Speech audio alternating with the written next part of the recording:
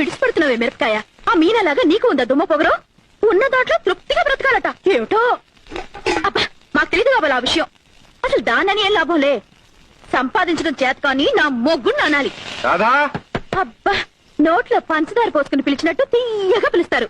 ఇందులో మాత్రం ఏ లోటు లేదు. అబ్బా వస్తున్నా. అవును, టంగున ఆరు కొట్టేసరికి టంచనగా వచ్చేస్తారు కదా, ఇంత అలసి ఏమిటి?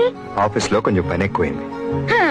ఎగిరెగిరి దంచినా అంతే కూలి, ఎగరకుండా దంచినా అంతే కూలి అని ఇంతటి జీతానికి అంత శ్రమ పడ్డాయేంటో. నీ సన్నాయి నొక్కడు కొంచెం ఆపుతావా? నడిచి వచ్చాను, అందుకని లేట్ అయింది. అసలు బస్సులో ఎందుకు రాలేదు? ఈ రూపాయి మిగల్చడం కోసం. ₹1 మిగల్చడం కోసం అంత దూరం నుంచి నడిచి వచ్చారా? ఏమిటో. అరే ఏమిటిది? ఊరుకోరాదా? ఊరుకో.